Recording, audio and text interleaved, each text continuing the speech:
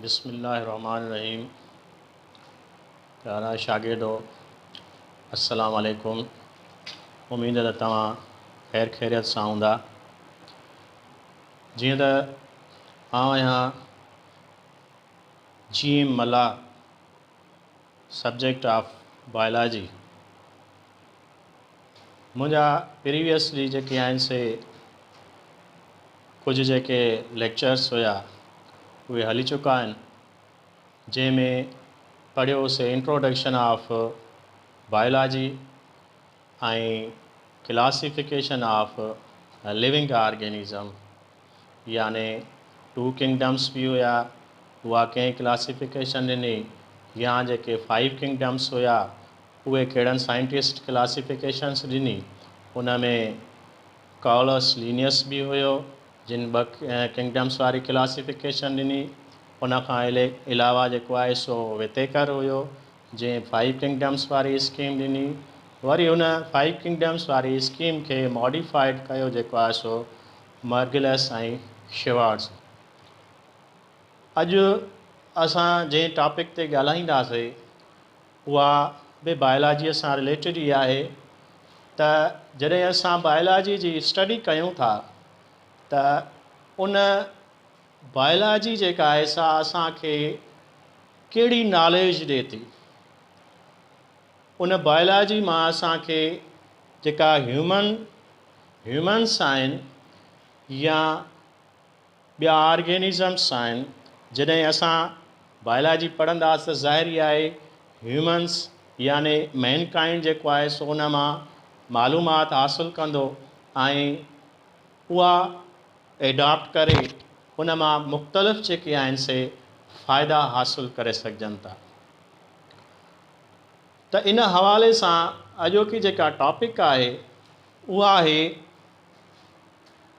Applications of biology for the welfare of Mankind, याने जेका biology जी importance आहे इंसान ज़ात लाइ, बायोलॉजी जी कहिड़ी इम्पोर्टेंस आहे, उन मां असांखे कहिड़ी इंफॉर्मेशन मिले थी, उहा असांखे इंसान ज़ात खे हाईली स्टैंडर्डाइज्ड लाइफ गुज़ारण में भी सपोर्ट ॾिए थी। बायोलॉजी कीअं सपोर्ट ॾिए थी, असां कीअं पंहिंजी जेको आहे सो हाई स्टैंडर्डाइज जी ज़िंदगी जेके आहे असां गुज़ारे सघूं था, तॾहिं गुज़ारे सघंदासीं जॾहिं असांजी हेल्थ जेका हूंदी सा उहा बहितर हूंदी।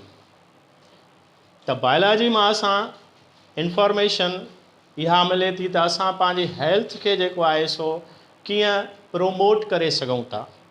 उन खां अलावा इर्द गिर्द असांजे चौधारी जेका एनवायरमेंट आहे, जेकॾहिं उहा एनवायरमेंट उहा सही हूंदी एनवायरमेंट त असां उन में पॉल्यूशन न हूंदी, एयर पॉल्यूशन न हूंदी, वाटर पॉल्यूशन न हूंदी, त ज़ाहिरी आहे असां पंहिंजी जेका लाइफ आहे उनखे बहितर नमूने सां गुज़ारे सघूं था।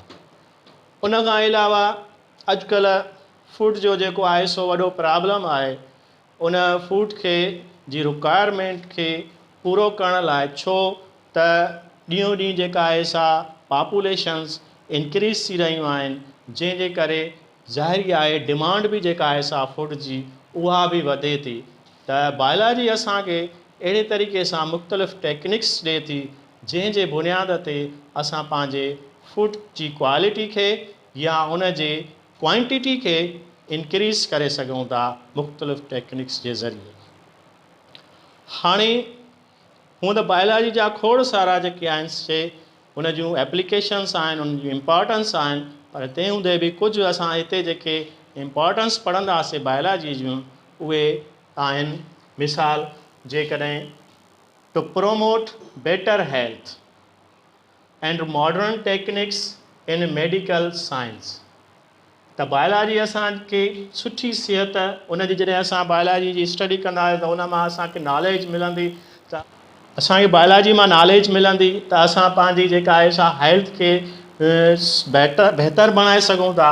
उन खां अलावा मुख़्तलिफ़ मेडिकल साइंस में मुख़्तलिफ़ टेक्निक्स आहिनि जंहिंजे बुनियाद ते असां जेको आहे सो उन पंहिंजी जेका मेडिकल आहे, पंहिंजी जेका हेल्थ आहे उनखे असां उन्हनि टेक्निक्स जे ज़रिए बहितर बणाए सघूं था। जीअं कुझु मेडिसिन्स आहिनि या कॾहिं जेके ॾिसंदासीं कुझु डिज़ीज़िस आहिनि, उन जा इन्फेक्शस डिज़ीज़िस आहिनि, या इवन जेकॾहिं ॾिठो वञे त जेके जेनेटिकली डिज़ीज़ आहिनि उन जी बि मालूमात जेका आहे उन जी ट्रीटमेंट जी जेका मालूमात आहे उहा बि असांखे छा मां मिलंदी, बायोलॉजी मां मिले सघे। त हाणे अहिड़े तरीक़े सां मॉडर्न टेक्निक्स आहिनि in the field of agriculture. उन सां छा थींदो, एग्रीकल्चर में असां मुख़्तलिफ़ टेक्निक्स, उन मां हिकिड़ो मिसाल आहे जीअं हाइड्रोपोनिक्स आहे। उन टेक्निक्स जे ज़रिए जेका नेक्स्ट असां उन में लेक्चर में उनखे हाइड्रोपोनिक्स ते बाक़ाइदे डिटेल में ॻाल्हाईंदासीं, उहो हिकिड़ो टेक्निक्स आहे जंहिंमें सॉइल लेस जेके आहिनि से टेरेस्ट्रियल प्लांट्स खे जेको आहे सो ग्रो करायो वञे थो। त अहिड़े तरीक़े सां असां उन में इम्प्रूवमेंट आणे सघूं था पंहिंजी एग्रीकल्चर में। या हाइब्रिडाइज़ेशन आहे, हाइब्रिड ॿिज अचनि था, उन सां जेको आहे सो पैदावार घणी थी मिले, उन सां जेका ह्यूमन बीइंग जी जेका फूड जी रिक्वायरमेंट आहे उहा उनजो पूरो थिए थो, पूराओ थिए थो। अहिड़े तरीक़े सां protection and conservation of environment, असां पाण पंहिंजी इन्वायरमेंट खे छा था कयूं, उनखे जेको आहे सो डिस्टर्ब था कयूं। कीअं उनखे डिस्टर्ब था कयूं, मिसाल जेके प्लांट्स जेके आहिनि से उहे असांखे फ्रेश एयर ॾियनि था, छो त उहे फोटोसिंथेसिस अमल कंदा आहिनि त ऑक्सीजन जेको आहे सो लिबरेट कंदा आहिनि, कार्बन डाइऑक्साइड खे फोटोसिंथेसिस जे अमल लाइ ऐं जेको आहे सो ॾींहं जे वक़्तु खणंदा आहिनि। त अहिड़े तरीक़े सां जेकॾहिं असां उन्हनि खे कटिंग कंदा वेंदासीं या डिफॉरेस्टेशन कंदा वेंदासीं, ज़ाहिर आहे उन सां इन्वायरमेंट में ते छा थो पवे, असरु पवे थो, जंहिंजे करे जॾहिं ॾींहों ॾींहुं ॾिसंदासीं ऐं वणनि खे प्लांट्स खे कट ऑफ कयो थो वञे त उन सां छा थो थिए, ग्लोबल वार्मिंग पैदा थी रही आहे। त इन लाइ छा करणु खपे असांखे, त असांजे इकोसिस्टम में जेके प्लांट्स आहिनि या एनिमल्स स्पीशीज़ आहिनि उन जी छा कयूं, प्रोटेक्शन कयूं ऐं उन्हनि खे महफ़ूज़ बणायूं, उन्हनि खे कंज़र्व कयूं। त इहे कुझु ख़ासि जेके आहिनि से एप्लीकेशन्स आहिनि। हाणे डिटेल में जेके पढ़ंदासीं त असांजी जेका हेल्थ आहे उन हेल्थ में खे बेटर करण लाइ, उनखे प्रोमोट करण लाइ कहिड़ियूं कहिड़ियूं कुझु टेक्निक्स आहिनि, जंहिंमें ॾिसंदासीं इम्यूनाइज़ेशन आहे, जेका बाय वैक्सीनेशन जे ज़रिए बि थिए, मुख़्तलिफ़ टाइप्स आहिनि इम्यूनाइज़ेशन जा। एंटीबायोटिक्स आहिनि, उन खां अलावा रेडियोथेरेपी आहे, उन खां अलावा कीमोथेरेपी आहे। हाणे इन्हनि जी डिटेल में पढ़ंदासीं त इम्यूनाइज़ेशन, पहिरियां त इम्यूनाइज़ेशन आहे छा। इम्यूनाइज़ेशन हिकिड़ो प्रोसेस आहे जंहिंमें induction of specific immunity by injecting antigen, antibodies or immune cells in human body. त ईअं माना उनखे छा कयो, जेको असांजो इम्यून सिस्टम आहे, इम्यूनिटी असां वटि जे जिस्म में मौजूदु आहे, जेको असांखे छा थी ॾे, माइक्रो ऑर्गेनिज़म मां खां या पैथोजिन जेके आहिनि, डिज़ीज़ कॉज़िंग एजेंट्स आहिनि, उन्हनि खां असांखे जे जिस्म खे छा थी ॾे, प्रोटेक्ट करे थी। जॾहिं उहे फॉरेन माइक्रो ऑर्गेनिज़म्स याने या एंटीजन्स असांजे जिस्म में दाख़िल थियूं थियनि त असांजा इम्यून सेल्स, असांजा एंटीबॉडीज़ उन्हनि सां छा था कनि, रिएक्ट था कनि, जंहिंजे करे उन्हनि माइक्रो ऑर्गेनिज़म्स खे उहे छा था कनि, किल्ड था कनि। त हाणे इम्यूनाइज़ेशन खे छा कराइणो आहे, इंड्यूस कराइणो आहे, उनखे वधाइणो आहे, उनखे मोर एक्टिव बणाइणो आहे। त उन अमल खे छा चवंदासीं, इम्यूनाइज़ेशन सरींदासीं। इम्यूनाइज़ेशन में ख़ासि तौर से इम्यूनाइज़ेशन में कहिड़ा एंटीजन्स, प्रोटीन्स आहिनि, एंटीबॉडीज़ आहिनि, या इवन इम्यून सेल्स आहिनि, जीअं WBCs आहिनि, उहे असांजा सोल्जर्स आहिनि जिस्म जा, या एंटीजन्स आहिनि, एंटीबॉडीज़ आहिनि। एंटीबॉडीज़ उहे जेके आहिनि से जेके फॉरेन एंटीजन जॾहिं जिस्म में दाख़िल थियूं थियनि त उन सां उहे छा थियूं कनि, रिएक्ट कनि थियूं। त अहिड़े तरीक़े सां हाणे इन इम्यूनाइज़ेशन यानी इम्यूनिटी पावर खे असां कीअं जेको आहे सो ख़ासि इम्यूनिटी पावर खे इंड्यूस करे सघूं, वधाए सघूं, त उन लाइ उन जा केतिरा ई इम्यूनाइज़ेशन जा क़िस्म आहिनि।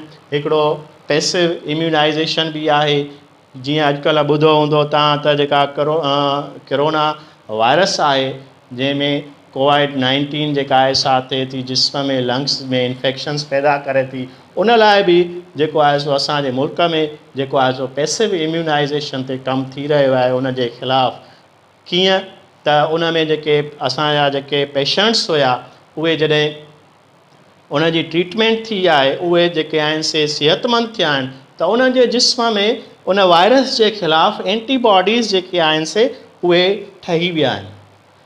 पोइ उन में जी प्लाज़्मा कढी करे जेको पेशेंट आहे उन में जॾहिं उहा प्लाज़्मा दाख़िल कई थी वञे त उन सां छा थींदो त उन जो जेको आहे सो इम्यूनिटी पावर जेको आहे सो अगेंस्ट कंहिंजे ख़िलाफ़ु उन वायरस कोरोना वायरस जे ख़िलाफ़ु इंक्रीज़ थो थिए, जंहिंजे करे उहो बि मरीज़ जेको आहे सो अॻिते हली उन जी बि ट्रीटमेंट थी सघे थी, उहो बि सिहतमंद थी सघे थो। त इहो हिकिड़े क़िस्म जो छा इहो पैसिव इम्यूनाइज़ेशन आहे। एक्टिव इम्यूनाइज़ेशन छा जे ज़रिए थींदो आहे? वैक्सीनेशन। हाणे वैक्सीनेशन पहिरियां इंट्रोड्यूस कंहिं कराई हुई? एडवर्ड जेनर इंट्रोड्यूस कराई हुई। अहिड़े तरीक़े सां वैक्सीनेशन आहे छा? It is a prophylactic in nature. Prophylactic in nature means before the disease, यानी डिज़ीज़ थी न आहे पर उन डिज़ीज़ खां पहिरियां असांखे छा करिणो आहे? क्योर करिणो आहे, उन जो इलाजु करिणो आहे। त जीअं उन डिज़ीज़ जा जेके माइक्रो ऑर्गेनिज़म जॾहिं जिस्म में दाख़िल थियनि त उन जे ख़िलाफ़ु जेको आहे सो असांजो इम्यूनिटी पावर जेको हूंदो उहो एक्टिव हूंदो ऐं उहो उन खे छा कंदो? उन्हनि फॉरेन जेके माइक्रो ऑर्गेनिज़म जॾहिं जिस्म में दाख़िल था थियनि, पैथोजिन दाख़िल था थियनि स्पेसिफिक, त उन्हनि खे उहो छा कंदो? मैनेज कंदो, उन्हनि खे किल्ड कंदो। अहिड़े तरीक़े सां vaccination means it is a prophylactic in nature and refers to the inoculation of host with inactive और वीकेंड पैथोजिन्स। वैक्सीनेशन छा मां ठाही वेंदी आहे? वैक्सीनेशन बि उन्हनि माइक्रो ऑर्गेनिज़म मां ठाही वेंदी आहे। मिसाल जे कॾहिं पोलियो आहे त उन पोलियो जे माइक्रो ऑर्गेनिज़म्स मां जेको आहे सो उहा वैक्सीनेशन उन्हनि जरासीमनि मां उहा प्रिपेयर कई वेंदा, पर उन्हनि जरासीम खे छा कयो वेंदो? वीक कयो वेंदो या उन्हनि खे किल्ड कयो वेंदो। पोइ उहा वैक्सीन जेको आहे सो इंजेक्ट कई वेंदी छा में? बॉडी में। हाणे जॾहिं उहा वैक्सीन इंजेक्ट थी वेंदी त हाणे असांजो जेको इम्यूनिटी सिस्टम आहे, इम्यून पावर जेको आहे सो उहो एक्टिव आहे। जीअं ई उहे माइक्रो ऑर्गेनिज़म डिज़ीज़ पैदा करण वारा जिस्म में दाख़िल थींदा त उन्हनि सां खे हू छा कंदो? किल्ड कंदो।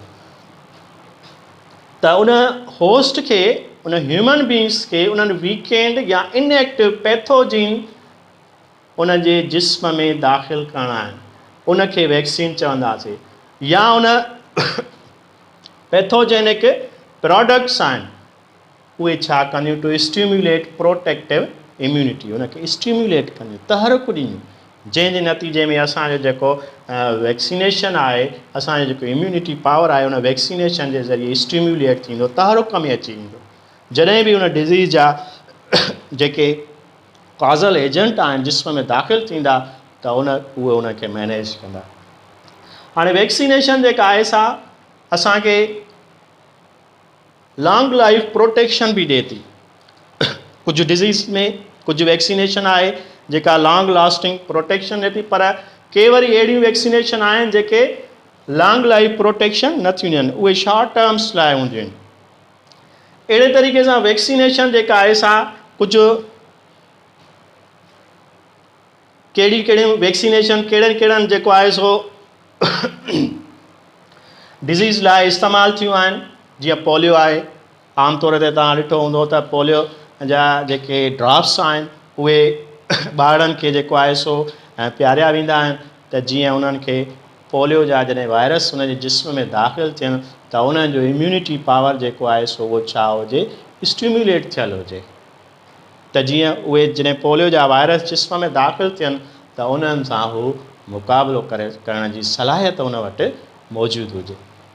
अहिड़े तरीक़े सां स्मॉल पॉक्स आहे, माता जंहिंखे चऊं था, उन माता खां बि जेको आहे नंढड़नि ॿारनि खे वैक्सीनेशन कराई वेंदी आहे। उन खां अलावा हेपाटाइटिस आहे, हेपाटाइटिस ए आहे या बी आहे या सी आहे, इन्हनि खां अक्सर बी ऐं सी खां जेको आहे सो वैक्सीनेशन थिए थी, जंहिंजे करे जिन में जी जेको आहे इम्यूनिटी पावर जेको आहे सो हुनजो वधाए वञे थो ऑर्गेनिज़म। अहिड़े तरीक़े सां एंटीबायोटिक्स ॿी जेको आहे सो प्रोमोट असां पंहिंजी हेल्थ खे कीअं करे सघूं था एंटीबायोटिक्स जे ज़रिए। एंटीबायोटिक्स जेके आहिनि से are substance which in low concentration inhibit the growth of microorganisms.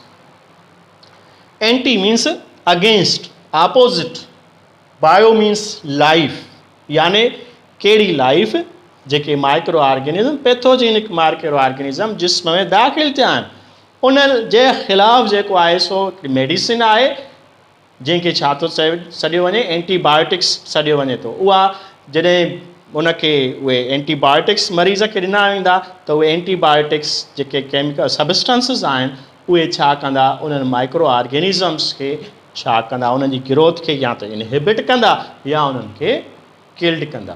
अहिड़े तरीक़े सां पहिरियों जेको एंटीबायोटिक्स ठाहियो वियो हुयो उहो एंटीबायोटिक्स जो नालो हुयो पेनिसिलिन। पेनिसिलिन जेको आहे सो छा मां ठाहियो हुयो, फंगस मां ठाहियो वियो। फंगस जो नालो छा आहे हुनजो, पेनिसिलियम नोटेटम। पेनिसिलियम नोटेटम जेको आहे सो उहो कीअं ठाहियो हुयो एंटीबायोटिक्स पहिरियां फ्लेमिंग 1940 ईस्वीअ में। इन सां गॾु ॿिया बि हुया, फ्लोरी बि हुयो, चैन बि हुयो। इहे जेके आहिनि से साइंटिस्ट मिली करे इन्हनि जेको आहे सो एंटीबायोटिक्स प्रिपेयर कयो। पोइ अॻिते हली 1945 ईस्वीअ में इन्हनि खे हिकिड़ो जॉइंटली छा मिलियो, नोबेल प्राइज़ बि मिलियो। कॾहिं 1945 ईस्वीअ में। अहिड़े तरीक़े सां एंटीबायोटिक्स कहिड़नि कहिड़नि बीमारियुनि मुख़्तलिफ़ बीमारियुनि लाइ, पर हुन जा कुझु ख़ासि जेके आहिनि से हिते असां ई ऐं हुन जा मिसाल लिखिया आहिनि जिन लाइ एंटीबायोटिक्स इस्तेमालु कया था। मिसाल जीअं TB आहे, ट्यूबरक्लोसिस आहे, या बैक्टीरियल डिज़ीज़ आहे, लंग्स में इन्फेक्शन्स पैदा करे थी, जंहिंजे ख़िलाफ़ बि एंटीबायोटिक्स ॾिना वञनि था ऐं उहे जेके आहिनि से हुन TB जे बैक्टीरियास खे छा था कनि, आहिस्ते आहिस्ते किल्ड कनि था। लेप्रोसी आहे, लेप्रोसी जेको आहे सो कोढ़ जी बीमारी। कोढ़ जी बीमारी आहे उहा नर्व्स खां शुरू थींदी आहे, अपर रेस्पायरेटरी सिस्टम, स्किन में जेको आहे सो उहो कोढ़ पैदा थींदो आहे। अहिड़े तरीक़े सां उहा बैक्टीरियल डिज़ीज़ आहे। एंथ्रैक्स आहे। इहे मुख़्तलिफ़ डिज़ीज़ आहिनि जंहिंजे ख़िलाफ़ु जेको आहे सो एंटीबायोटिक्स जेको आहे सो इस्तेमालु कया वञनि था। उन खां अलावा रेडियोथेरापी आहे। हाणे रेडियोथेरापी जेका आहे सा, radio means radiations, therapy means treatment. छा यानी छा जे ज़रिए ट्रीटमेंट, थ्रो रेडिएशंस। कहिड़ा रेडिएशंस आहिनि, मिसाल एक्सरेज़ आहिनि, छो त उहे हाई एनर्जेटिक हूंदा आहिनि। पोइ उहे जेके कुझु बीमारियूं हूंदियूं आहिनि, जीअं फॉर एग्ज़ाम्पल जेकॾहिं कैंसर ऐं ट्यूमर वठंदासीं त उहे कैंसरियस सेल्स खे उहे जेके रेज़ हूंदा आहिनि उहे छा कंदा आहिनि, उन्हनि खे डैमेज कंदा आहिनि। या लेज़र जा रेडिएशंस हूंदा आहिनि, या जेको आहे सो एक्सरे जा अक्सर रेडिएशंस हूंदा आहिनि, उहे हाई एनर्जेटिक हूंदा आहिनि, उहे उन्हनि खे वञी कैंसरियस सेल्स खे डैमेज कंदा आहिनि। अहिड़े तरीक़े सां जेका ट्रीटमेंट छा जे ज़रिए थिए, रेडिएशन जे ज़रिए थिए, उनखे छा चवंदासीं, रेडियोथेरापी। थेरापी मीन्स आहे ट्रीटमेंट या टू क्योर।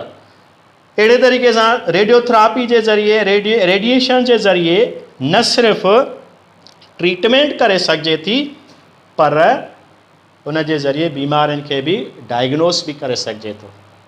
कीअं, मिसाल एक्सरे थींदी आहे, एक्सरे फोटोग्राफ कढियो वेंदो आहे, मुख़्तलिफ़ जेके आहिनि से पार्ट्स जो, उन सां मालूम थींदो आहे त हिन मरीज़ में किथे जेको आहे सो फॉल्ट आहे। त अहिड़े तरीक़े सां, या अॼुकल्ह तव्हां ॾिठो हूंदो अल्ट्रासाउंड आहे, उन जे ज़रिए बि जेको आहे सो छा थो थिए, उन सां बि मालूम थिए थो त हिन में कहिड़ी जाइ ते जेको आहे सो बीमारी आहे, कहिड़नि ऑर्गन्स जेके आहिनि से इंटरनल ऑर्गन्स या जेको आहे सो ॿिया ऑर्गन्स जेके आहिनि से उन्हनि में डिफेक्ट कहिड़ी जॻह ते मौजूदु आहे। त ईअं ई माना डिज़ीज़ खे डायग्नोस करण लाइ बि जेको आहे सो रेडियोथेरापी यानी रेडिएशन्स के इस्तेमालु कयो वञे थो। अक्सर रेडियोथेरापी जे ज़रिए इलाज जेको थिए थो उहो कंहिंजो थो थिए कैंसर ऐं ट्यूमर्स जो। कैंसर ऐं ट्यूमर्स जेके आहिनि से कैंसरियस सेल्स हूंदा आहिनि, उनजी एबनॉर्मल जेके आहिनि से छा थींदी आहे, ग्रोथ थींदी आहे। जल्दी जल्दी उहे कैंसर सेल्स जेके आहिनि से विराइबा वेंदा आहिनि ऐं उहे तइदाद में वधंदा वेंदा आहिनि ऐं भर वारनि सेल्स जी बि जेका न्यूट्रिशन आहिनि से उहे खाईंदा वेंदा आहिनि, जंहिंजे करे सेल डिवीजन माना अनकंट्रोल्ड हूंदी आहे। ट्यूमर बि साॻी तरह सां उहो कंहिं ख़ासि मख़सूस ऑर्गन्स वटि हूंदो आहे, ऑर्गन्स में थींदो आहे, जीअं ब्रेन ट्यूमर आहे या इंटेस्टिनाइल ट्यूमर थींदो आहे। मुख़्तलिफ़ जेके आहिनि से ट्यूमर्स थी सघनि था, पर उहे ख़ासि मख़सूस जॻहियुनि ते हूंदा आहिनि। त इन्हनि जो इलाजु जेको आहे रेडियोथेरापी जे ज़रिए थिए थो। उन खां अलावा आहे chemotherapy. Chemotherapy, chemo means chemicals, therapy means treatment और क्योर यानी ट्रीटमेंट थ्रो केमिकल सब्सटेंस। ही जेका ट्रीटमेंट आहे उहे पहिरियों अहिड़ियूं बीमारियूं जिन जी ट्रीटमेंट प्रीवियसली जेको आहे सो न पई थी सघे, पोइ हाणे जेको आहे सो उन में केमिकल्स जे ज़रिए उन जो इलाजु कयो वञे थो। जीअं कैंसर आहे या एड्स आहे, इन्हनि जो जेको इलाजु थिए थो उहो कीमोथेरापी जे ज़रिए थिए थो। एड्स छा आहे? AIDS acquired immune deficiency syndrome आहे। AIDS acquired immune deficiency syndrome यानी जेको इम्यूनिटी पावर आहे, एड्स बि HIV जे ज़रिए थींदी आहे। उहा वायरस जेको आहे सो छा जे ज़रिए, उहो जेको वायरस हूंदो आहे उहो जिस्म में दाख़िल थींदो आहे त जेके असांजा इम्यून सेल्स आहिनि उन्हनि खे छा बणाईंदो आहे, उन्हनि खे नाकारा बणाईंदो आहे। छो त उहे जेके इम्यून सेल्स हूंदा आहिनि, इम्यूनिटी असांजी जेका हूंदी आहे, उहा जॾहिं नाकारा थी वई त असांजे जिस्म जी जेका प्रोटेक्शन आहे उहा न थी सघंदी। त पोइ कहिड़ा बि पैथोजीन हूंदा जिस्म में जॾहिं दाख़िल थींदा आहे, हर हिकु पंहिंजी बीमारी जिस्म में पैदा कंदो। वायरस हूंदी, वायरल डिज़ीज़ पैदा थींदियूं, फंगल डिज़ीज़ पैदा थींदियूं या बैक्टीरियल डिज़ीज़ पैदा थींदियूं। अहिड़े तरीक़े सां पोइ इवन इन्फ्लुएंज़ा में बि उहो एड्स वारो पेशेंट जेको आहे सो डेथ करे सघे थो। त इन्हनि जो माना केमिकल्स जे ज़रिए इहे हाईली जेके आहिनि से टॉक्सिक हूंदा आहिनि, जंहिंजे करे उन सां उन पेशेंट ते बि घणो कुझु असरु थींदो आहे। त अहिड़े तरीक़े सां हिन इलाज खे छा चवंदासीं, कीमोथेरापी सॾींदासीं। हाणे ज़ाहिरी आहे ही एप्लीकेशन्स पढ़ूं पिया, उन एप्लीकेशन्स में असांजी पहिरीं टॉपिक जेका हुई त to promote better health and modern techniques in medical science, यानी पंहिंजी सिहत खे असां कहिड़े नमूने बहितर बणाए सघूं था।